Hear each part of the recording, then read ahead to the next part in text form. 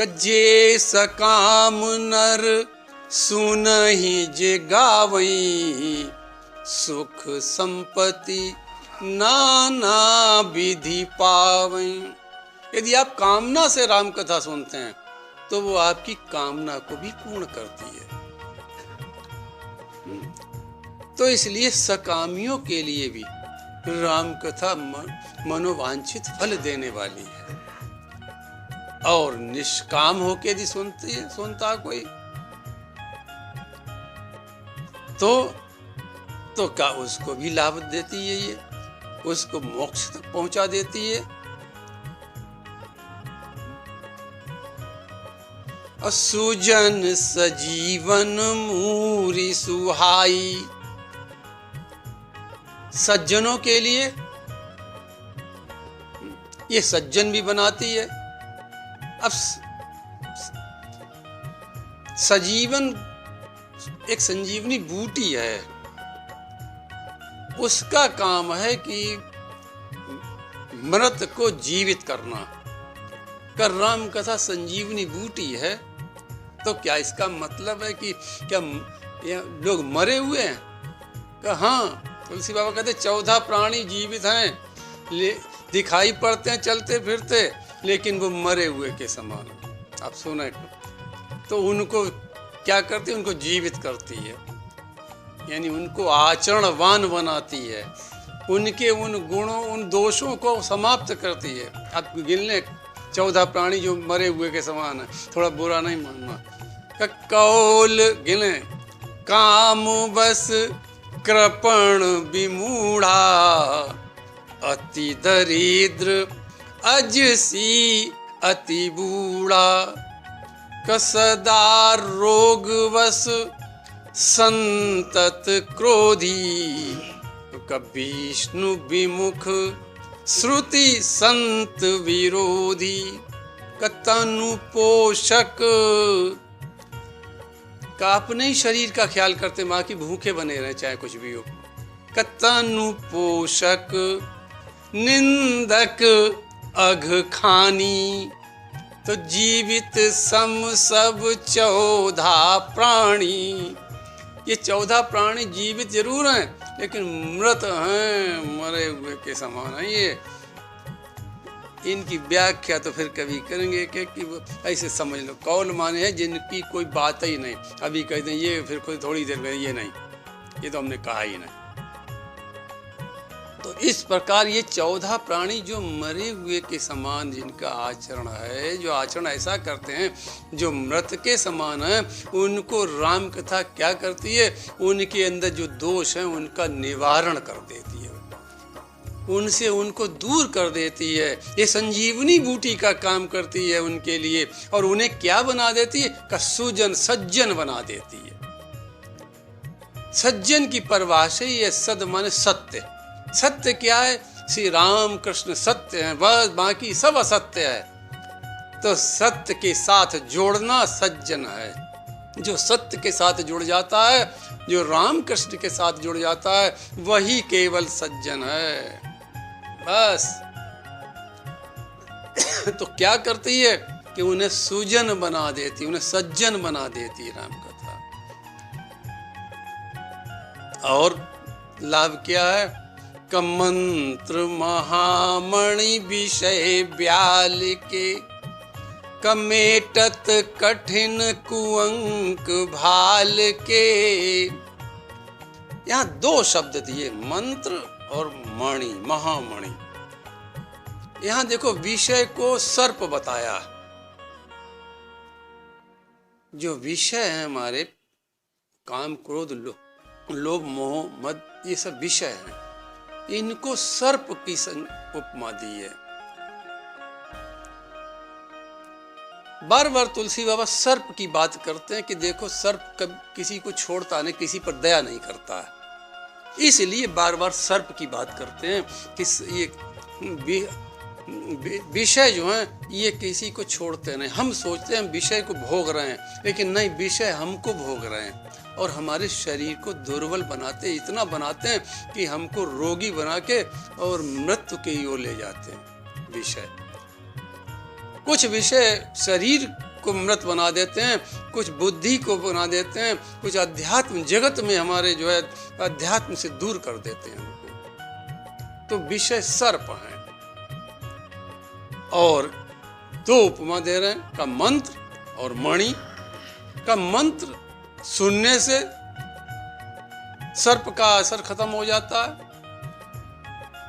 सर्प को चाहे डस लिया हो तो भी मंत्र से उसका जहर दूर हो जाएगा, या नहीं डस लिया है, डसने का डर है, वो भी मंत्र से बच जाएगा। तो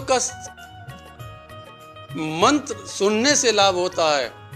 और मणि यदि किसी को पास है तो सर्प डसेगा नहीं, और डस चुका है तो मणि को धोकर पिला दो तो जहर समाप्त हो जाएगा सर्प का। तो इस प्रकार क्या दोनों उपमाओं का भाव क्या है कि राम कथा सुनो, यानी मंत्र सुना जाता है कानों से, इस प्रकार राम कथा सुनो और मणि के समान उसको हृदय में सुरक्षित रखो, उसको बार बार पियो, यानी चिंतन करो उसका। पीने का मतलब है बार बार चिंतन करो, उसको हृदय में उतारो राम कथा को। तो ये विषय रूपी सर्प ने यदि डस लिया है तो उसका विष समाप्त हो जाएगा, और यदि भय है तो सर्प पास नहीं आएगा, विषय पास नहीं आए, विषयों से हम दूर होते चले जाएंगे।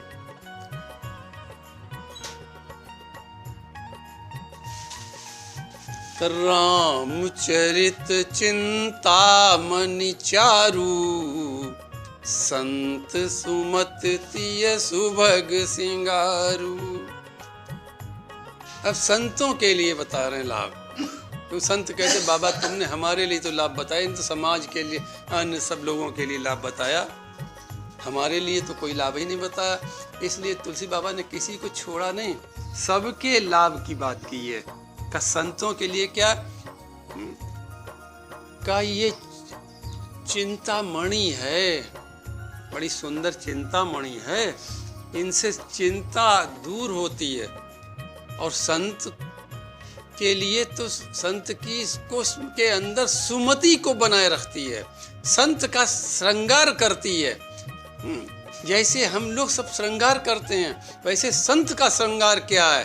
संत का श्रृंगार राम कथा है। संत सुमति तिय सुभग सिंगारू, यानी संत की सुमति रूपी पत्नी है। संत की पत्नी कौन है? का सुमति संत की पत्नी है। जो सुमति है, सद्विचार है, यही संत की पत्नी है। उसका श्रृंगार क्या है भाई? पत्नी श्रृंगार करती है, तो पत्नी का श्रृंगार क्या? तो राम कथा का संत राम कथा से श्रृंगार करे तो संत आदरणीय, पूजनीय, वंदनीय हो जाएगा जगत का। जगत को दिशा दिखा सकेगा, जगत को मार्ग बताएगा। और एक बहुत अच्छी बात तुलसी बाबा कहते हैं, हमको तो लगता है इस बात को इस चौपाई को कहने के बाद कुछ रह ही नहीं जाता कहने के लिए। राम ही प्रिय पावन तुलसी सी, तुलसीदास हित ही हुलसी सी। कर राम कथा राम जी को बहुत प्रिय है। कैसी? तुलसी के समान प्रिय है। भगवान के चरित्र, भगवान की कथा प्रभु श्री राम को बहुत प्रिय है। उपमा क्या दे रहा है? का तुलसी के समान प्रिय, पावन तुलसी सी। अरे जो तुलसी पवित्र है, ऐसी ही राम कथा भी पवित्र है, और पवित्र होने के कारण राम जी को बहुत प्रिय है। सब जैसे कितने भी व्यंजन बढ़िया बनाए जाएं और तुलसी दल यदि उसमें न डाला जाए तो भगवान राम कृष्ण कभी उसको का भोग लगाते ही नहीं है, उसकी तरफ देखते भी नहीं है। और यदि बिल्कुल साधारण नमक रोटी रखी हुई है और तुलसी दल डाल दिया तो फिर उसको तो बहुत स्नेह से भोग लगाते हैं। तो तुलसी इतनी पवित्र है, तो तुलसी के समान पवित्र, तुलसी के समान राम कथा राम जी को बहुत प्रिय है। तुलसी यदि देखें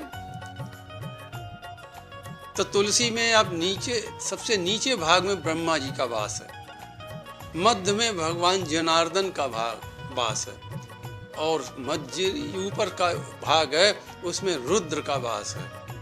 तुलसी को प्रातः काल, संध्या काल प्रणाम करने से रोग समाप्त होते हैं। सवेरे उठ के प्रणाम किया करो, संध्या को हो सके तो आरती करो, और माताएं तो घर घर में करती हैं हमारी समझ में, और प्रणाम किया करो जिस समय भी समय मिल जाए, तो रोगों का नाश करती है। और तुलसी है कौन? तुलसी वास्तव में मूल रूप में लक्ष्मी जी हैं। अब तुलसी कैसे हो गई है? एक बार सरस्वती जी ने लक्ष्मी जी को श्राप दे दिया, जाओ तुम नदी और वृक्ष के रूप में हो जाओ जाके। उस श्राप के कारण लक्ष्मी जी को तुलसी बनना पड़ा। तो वैकुंठ में भगवान विष्णु को लक्ष्मी जी तो बहुत प्रिय हैं, सदा साथ रहती, बड़ी चरण सेवा करती हैं, निरंतर साथ रहती हैं। तो इसलिए तुलसी लक्ष्मी जी हैं, तो क्यों न प्रिय हो हमारे राम जी को, इसलिए राम जी को बहुत प्रिय है।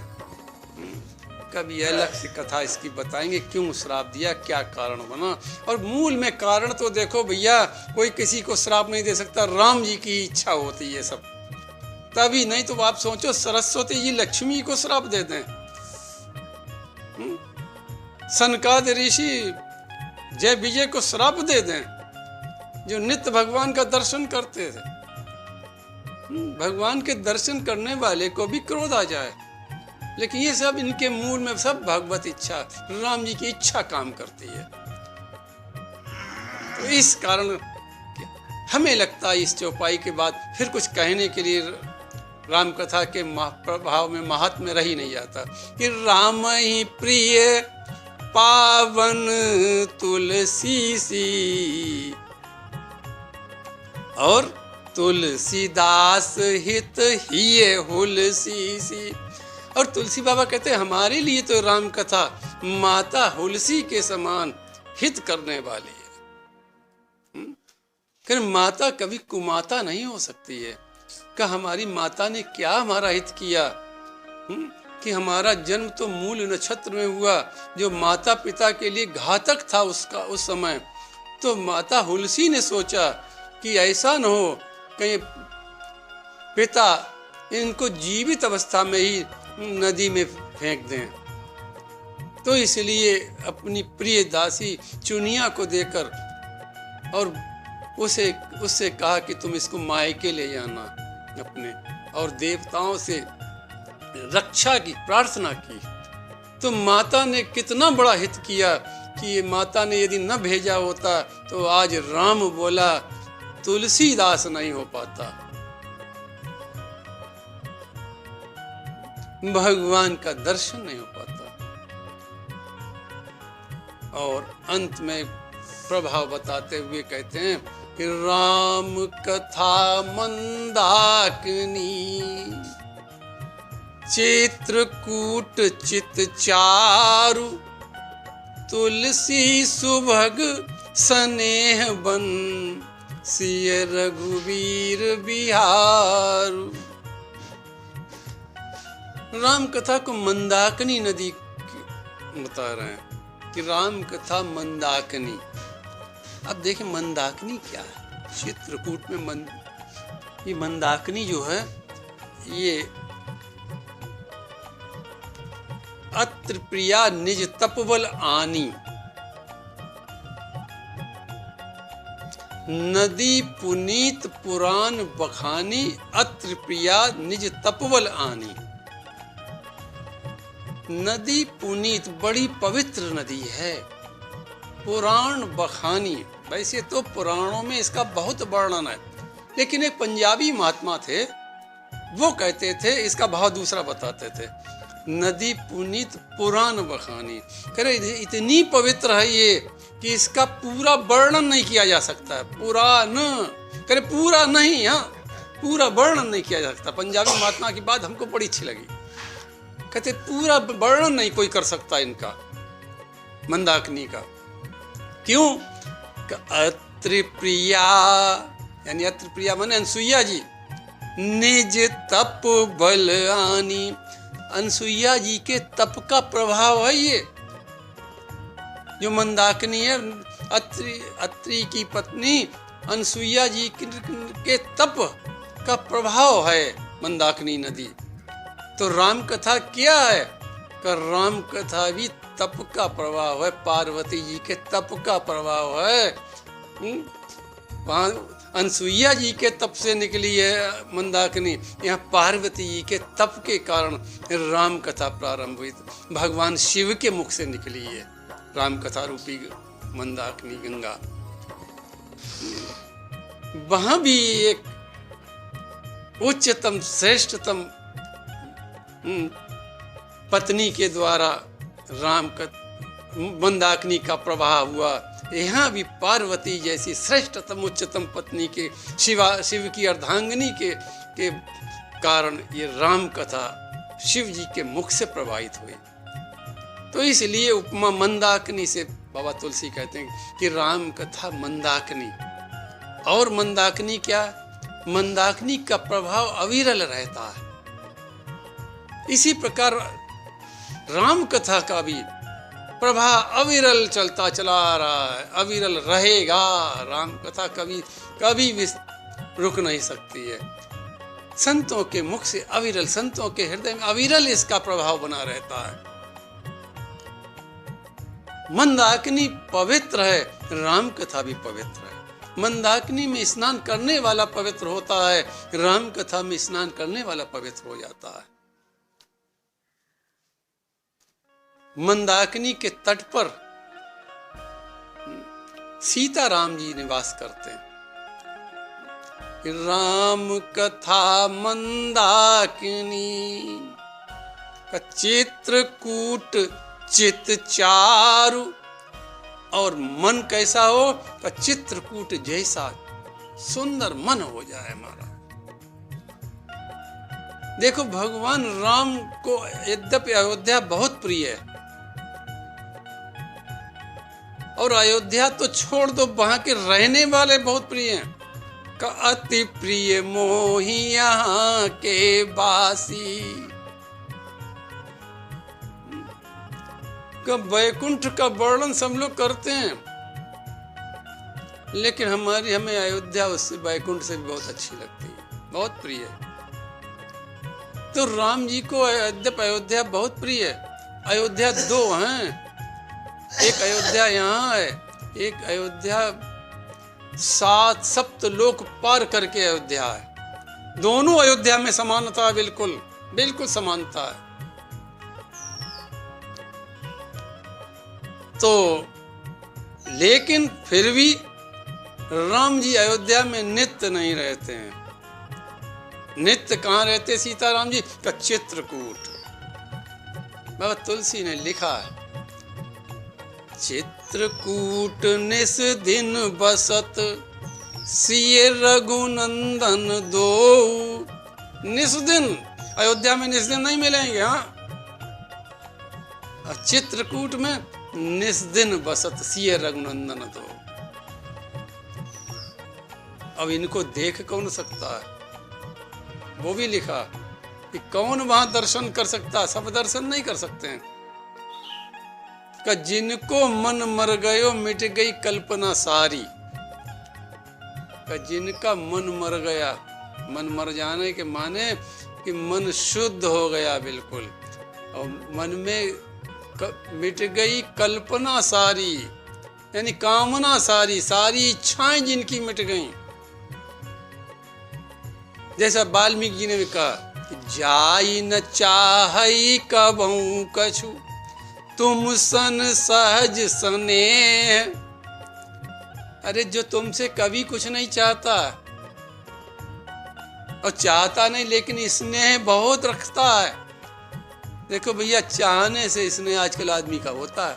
हम चाहते हैं कि हमें यहाँ कुछ मिल जाए तो स्नेह रहेगा।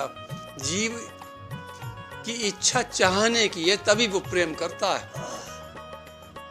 पुत्र भी चाहते हैं कि हमको संपत्ति माता पिता मिले, तब माता पिता से प्रेम करते हैं लौकिक जगत में। तो वाल्मीकि जी कहते हैं, राम जी तुम वहां रहो, वो हृदय तुम्हारा घर बने जिनको कुछ नहीं चाहिए, लेकिन तुमसे स्नेह खूब बनाए रखे, तुम्हारे बिना रह न सके, ऐसा स्नेह हो। एक भक्त माल में बड़ी सुंदर कथा है, राका और बांका। बहुत सुंदर कथा है। थोड़ा उसका वर्णन कर दें कि फिर इसके इस दोहे के बाद हम सोचे विश्राम करें। राका बांका की जिनको कुछ नहीं चाहिए उसका। फिर पति पत्नी थे और लकड़ी बेचकर काम चलाते थे। पति का नाम राका था, पत्नी का नाम बांका था। भक्तों ने भगवान से कहा, प्रभु ये भक्त आपका इतना परिश्रम करता है और आपसे कुछ नहीं मांगता है, तो आप ही कुछ दे दें इसको, अपनी तरफ से दे दें। भगवान राम ने कहा, हम दें क्या, वो कभी इच्छा ही नहीं करता है। तो वो भक्तों ने कहा, प्रभु आप तो दें। तो भगवान ने कहा, चलो आज इसको देते हैं। भगवान ने क्या किया कि हीरे जवाहरात जमीन में डाल दिए और भक्त और भगवान पेड़ की ओट में छिप गए। राका और बांका वहां से गुजरे। राका ने देखा कि ये तो हीरे जवाहरात पड़े। उसने पैर से क्या किया, उनके ऊपर धूल डाल दी, जिससे पत्नी को कहीं दिखाई न पड़े। हो सकता है क्योंकि स्त्रियों में थोड़ी लोभ वृत्ति होती है, कहीं पत्नी हमारी लोभ की वृत्ति में ना आ जाए, धर्म से गिर ना जाए, इसलिए वो धूल डाल देंगे तो देखेगी नहीं।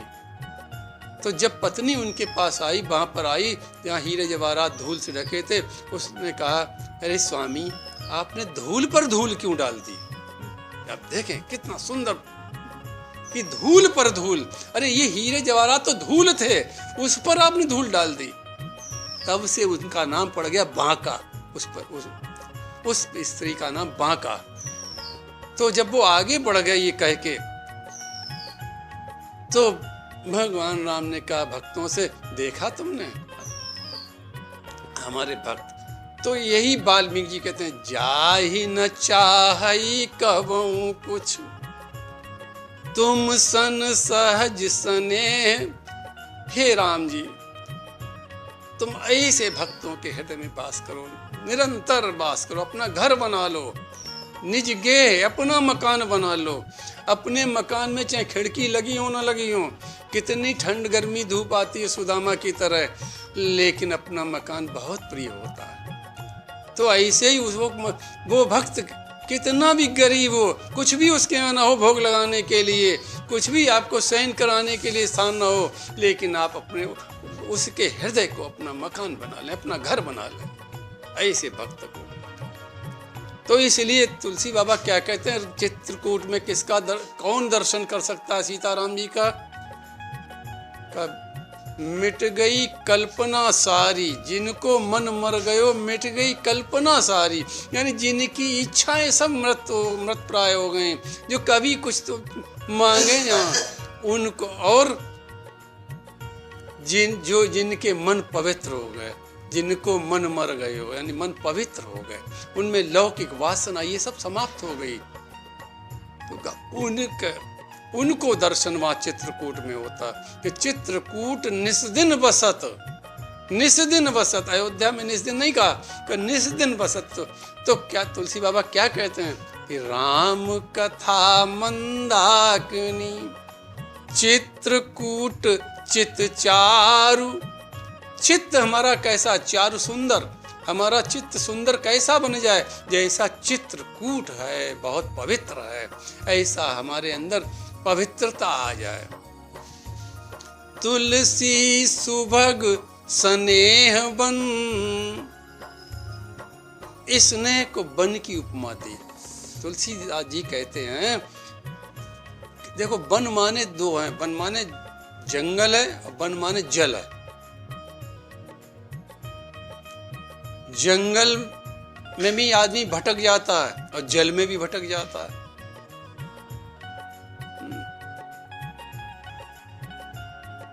जंगल में भटक जाता। अब देखें भरत जी जिस समय राम जी के दर्शन के लिए गए तो निषाद राज ने वृक्षों को दिखाया, यहाँ प्रभु श्री राम लेटे, यहाँ बैठे, यहाँ विश्राम किया।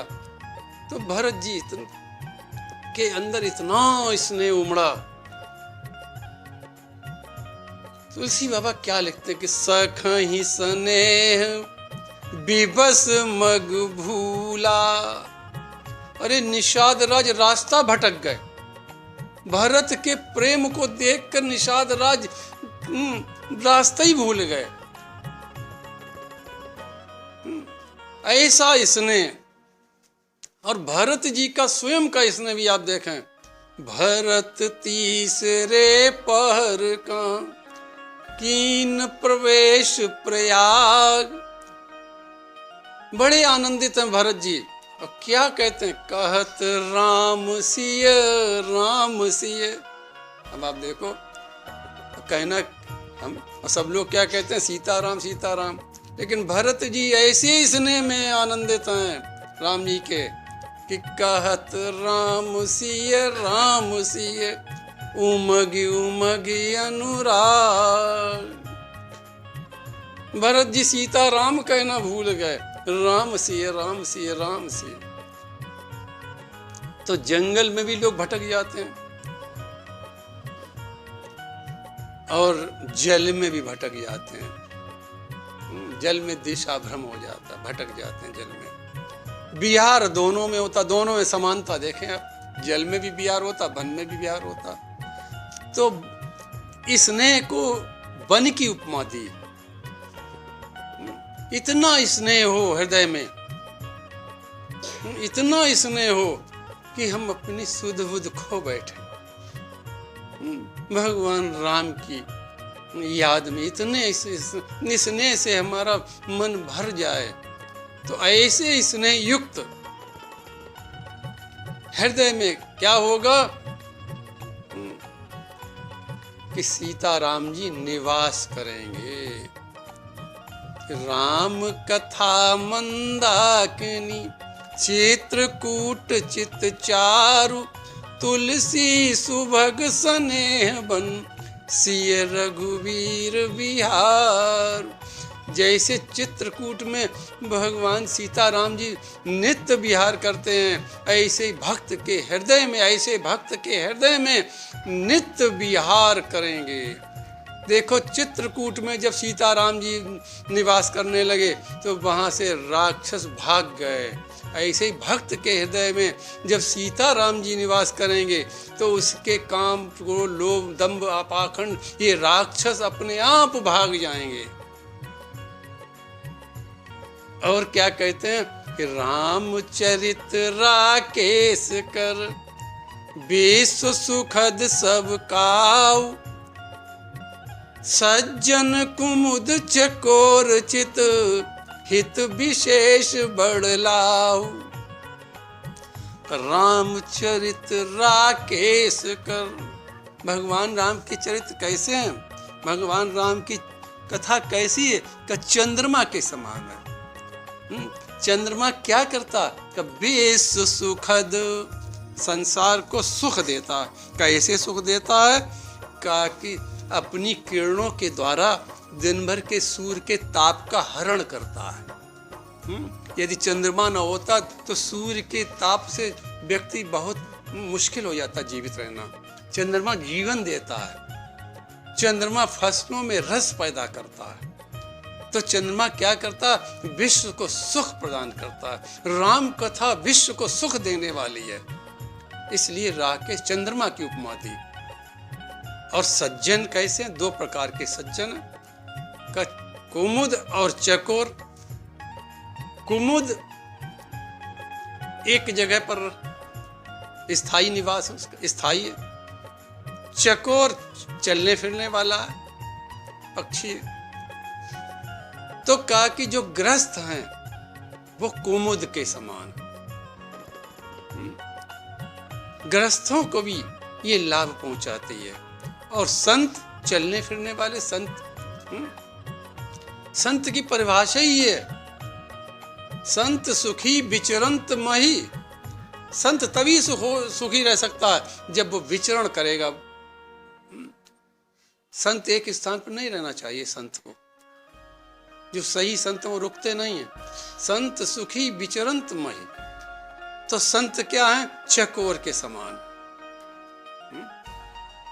चकोर कितना प्रेमी है कि जो चंद्रमा की किरणों का ही पान करता है। उसका चकोर का भोजन ही चंद्रमा की किरण है। और कभी कभी तो वो आग को चंद्रमा की किरण समझ कर पा लेता है। इतना मस्त है रहता है चंद्रमा की किरणों। तुलसी बाबा ने एक चौपाई लिखी इस पर।